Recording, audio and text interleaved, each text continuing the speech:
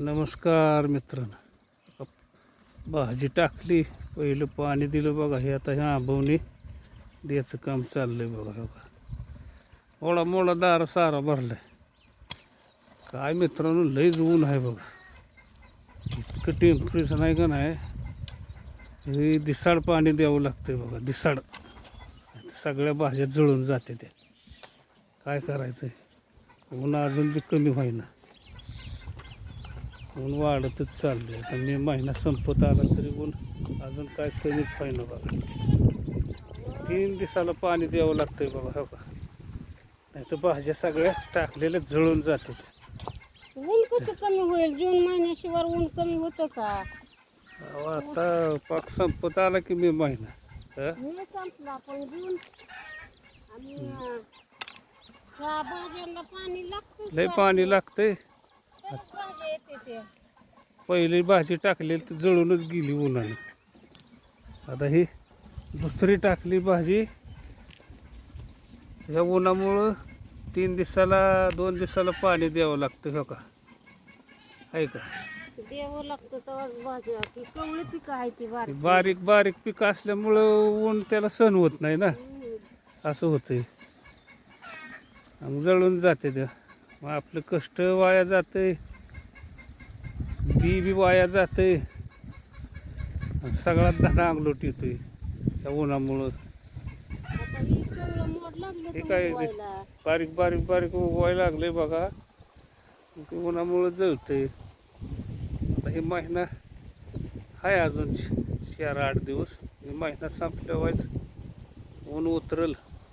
ढगाळ वातावरण लागलं याला आमच्याकडे. इकडं बघ, थोडं थोडं थोडं थोडं डोळाबाई टाक्या पाऊस भरल्या का? पाणी तर काय नाही बघा मित्रांनो. अजून कसलाच पाऊस नाही. नुसतं वारं सुटलंय, थोडं थोडं थोडं ढगाळ येतं. ह्याच्या पलीकडं काय नाही. त्यामुळं भाज्या टाकल्या की बारीक बारीक उगवल्या की जळून जाते त्या. बारीक कोंब आलं की जाते ते जळून. आणि चिमण्या खाते ते पक्षी खाते. पाखरं खाते ती, चिमण्या खाते त्या. काय करायचं? भिजवल्यावर परत दिवाळीत थोडं 2 दिवसाला पाणी दिलं की मग ते वल राहते. चिमण्या खात नाही त्या, आणि वाईज गावला राहते. त्यामुळं भाज्या काही जळत नाही त्या. केव्हा दारी मोडायची? मोडा ती दार मोडा, दार मोडा, दार मोडा. थांबवायचं. भरलंय का? थोडा कमी आहे की परत आणि कशाला भिजला नाही म्हणजे. मोडा मोडा, ए तुम्ही मोडा, चल मोड. तू आली एखादं 2 दारे मोडत जा की व्हायचं. आता शाळा भरते घरी आहे तर काम हा, व्हायचं आम्हाला मदत करू लागत जा. हा, शेतकऱ्याची नात आहे की तू. नुसती का येऊन बघताय आमची मजा. मोड, असं मोडायचं दार बघा. हा, लव पायात तसं. सगळी घ्या माती. ह्या माती ती सगळी तिथलीच घे की ही आडेली घ्या, आडेली घ्या. तोंडाची घे. हा ग, ती सगळी माती घ्यायची दाऱ्या, म्हणजे पड्याला पाणी जाणार नाही, फुटणार नाही. घ्या तसं. आणि नाही चाळायचं तर मग हाताने लावायची. पोऱ्यानं नाही माती आली तर हातानं लावायची. पोरं बाजूला ठेवायचं आणि हाताने हा. ठेवायचं. काय तर व्हायचं एवढं तिथं लाव तेवढं. शेतीचा धंदा सोपा आहे, पण ते केलं पाहिजे डोक्यानं.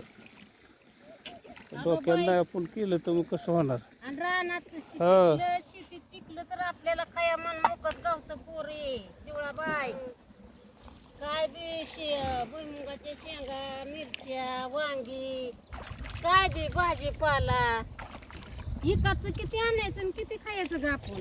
ते मी जाऊ का आता? ही एकच सारा राहिलाय जावा ना. जावा, काय करा, मी सांगते. मला सांगा मग. हा, चिवडा किती हो का, हे